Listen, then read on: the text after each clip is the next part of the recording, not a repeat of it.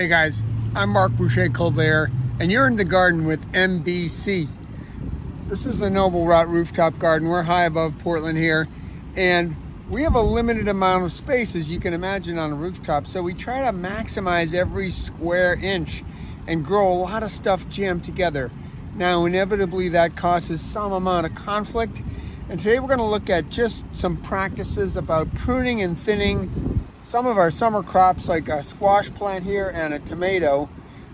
This is just good practice, even if they're not really in conflict with each other, because when we do pruning and thinning of these kind of crops, we let more air and light get in, and that prevents fungal diseases and can often improve the health of the plant.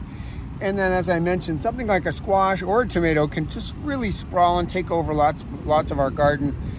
So if we support it and then shape the growth as we go, we're going to be in a much better position later on in the season. So let's just talk. I'm just going to go through this and actually do it. First, I'm going to show you just some of the tools. Lately, I'm using this little pair of kind of heavy duty, I'd call them garden scissors almost. They're almost like a kitchen scissor. Really nice. This was a little special. It was offered by Lee Valley. I think they're Czech made, Czech Republic. And they have just proven really useful. They're very sturdy. They have a little bit of a serrated edge too to get some grip and bite. Normally, for heavier pruning work, I might be using something like this pair of Felcos, and the curved blade makes a big difference in terms of maximizing the way it grabs onto a stem and applies force. Things like a standard straight scissor design like this, if something's really thick, as you start to squeeze, it tends to want to pop out of the blades. So the curved blade, for heavier duty stuff, I like a curved blade better. But for this light stuff, something like this heavy duty clipper is fine. I also sometimes use these sheep shears. These are fine for the squash and for the tomatoes. They really don't have a lot of resistance because it's all new growth that we're talking about. So just use whatever's handy. It's better that you just do it regularly with maybe a slightly inadequate tool than wait for the perfect tool to come along, like so many things in life, right? All right, so I'm going to be using my clippers here, and I'm going to start looking for obvious things to prune off that really are interfering with each other. Like here I have a tomato branch that's growing straight toward the squash. So I'm going to just go back to the stem and clip it. Take it right off. Okay, that's opening up this area. Here I have a squash leaf that's growing straight into the tomato. So I'm going to go back again to the stem and clip it. If you've never clipped squash leaves, they have these really cool tubular stems. They also drip water like crazy when you clip them. I'm going to put these just in a little pile. All right, what am I looking for here? Again, I'm just looking to take especially all the bottom leaves from the squash and remove them so that I only have a crown up at the top. I have placed bamboo stakes here to direct that squash stem up. Even though we don't really think of squash as a vertical crop, it can really be encouraged to do so if you stake it. You may need to tie it, or I just put a series of stakes around it, and that sort of guides it up. But I want to remove all the lower leaves and just keep a crown at the top that will also let light into some other crops, because let's see if I can show you here. I have all kinds of basil under here. Kind of hard to see, but it's purple basil that really wants and needs that light. So I'm just going to get in here and make some more cuts, cutting off all these big lower leaves. You want to be careful when you're cutting. You do not want to cut the main stem, right? So you want to make sure you know just where your clippers are and have really good visuals on it, because otherwise, if you cut the main stem, you're going to obviously ruin the whole rest of the plant that you've nurtured for so long. Here's another one that's coming out lower.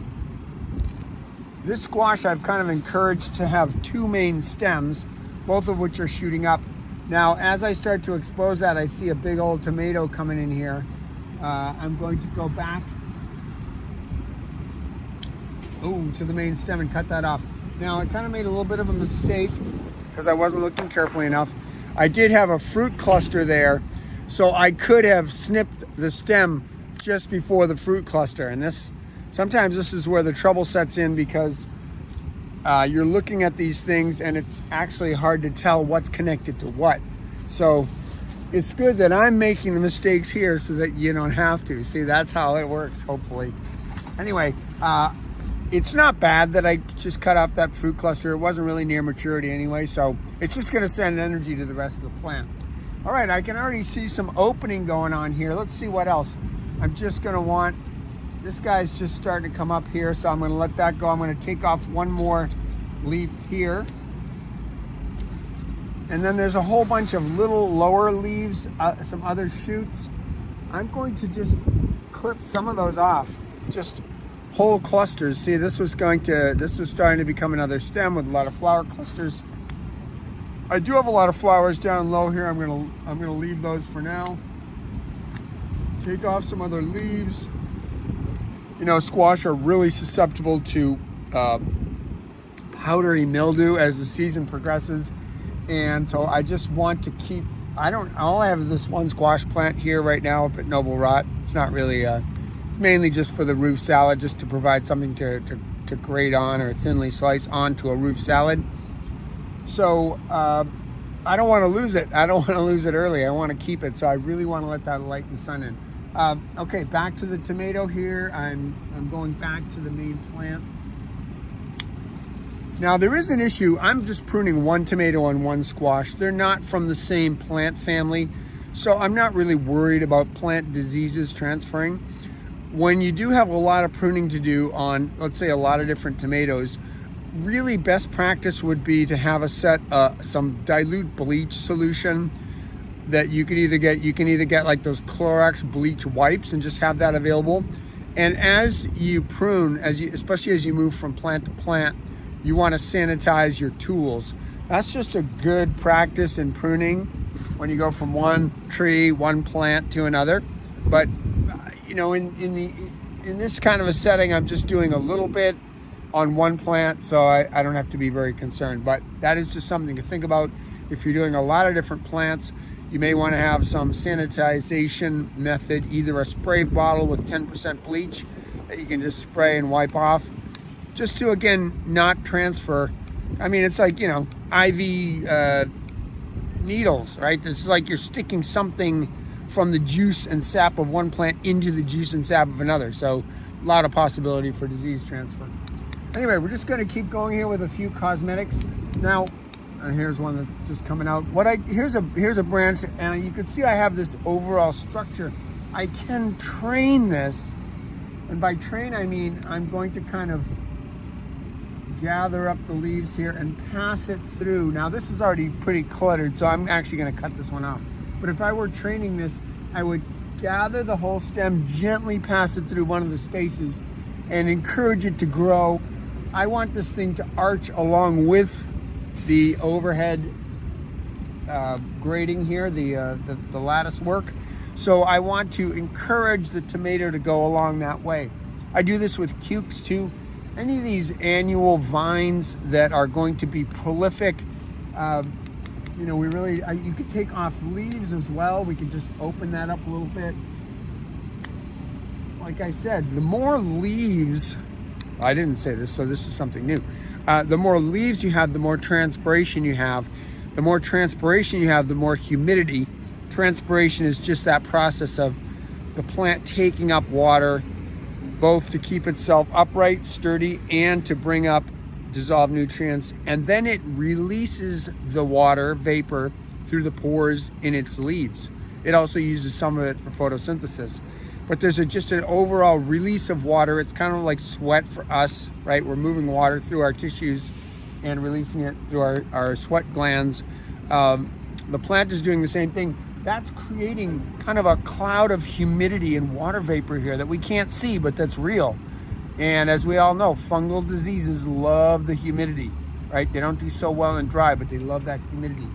So again, the more we can prune out extraneous branches and open that up, of course, you don't want to prune too much, because then you lose your photo cells, right? The leaves are the cells, the photosynthesis cells that drive the plant's production. So you want to balance, but you know, I want to be able to see the stems. I want to see good airflow through. I want to be able to stick my hand through more or less and be able to penetrate that. You know, it's going to have the advantage of letting us see our fruit too, and being able to really get in there and harvest things on time, not to let a big clunker grow somewhere. Especially cukes and squash are susceptible to this. If you miss one of the fruit and they grow to be a big clunker, first of all, beyond edibility, right? And it's already gone to the stage where it's starting to produce seed. And what that means to the plant is like, okay, I can slow down. I got this. My next generation is being secured already. Whereas if you're constantly picking off the fruit, the plant stays in a sort of heightened anxiety, like I gotta keep making fruit here. We gotta secure the future. Anyway, just a couple of pointers on pruning mainly our summer annuals, things that we may not think of getting in there with the pruning shears, maybe directing some of these squash up, pruning off the lower leaves. This gives a nice amount of space underneath, and you can see that I've got basil. Well, you did see, I'm not gonna show, I guess I will show again. I do have basil planted under there. See some purple basil. Over here, I've got some Genovese stuff. So you can see I'm really taking advantage of that understory, but to do that, I have to get rid of some of that shade. This plant does fine with just a big, nice crown of leaves on the top. Same thing with this tomato. I just want to maximize the airflow. I want to make picking and viewing the fruit easy. I want to keep the humidity low. I want that sunlight to penetrate. So I am doing selective pruning, enabling me also to train and direct the growth onto the trellis and not out over air space, which is what that direction is behind me. It's just a 4-story drop off. It's hard to get fruit in that. Anyway, I hope you're doing some summer pruning. I do this with peppers. I do this with cucumbers. All kinds of things can benefit from this kind of opening up, this increasing the airflow. So have a look around, get yourself accustomed to this. Now might be a good time to try and start working on your skills so that next year you're totally on it. I tend to do some of these tasks once a week. I'll just come through and, you know, as I'm watering or something, I'll have my shears with me, just do some light pruning, throw all the leaves in the compost pile, and boom, things are really responding, things are really growing, easier to get the fruit, everything's healthier. I hope you enjoy that. I hope you try it. I hope you're doing it. Let us know how it's going in your garden. And we'll see you next time again for In the Garden with MBC. Take care now.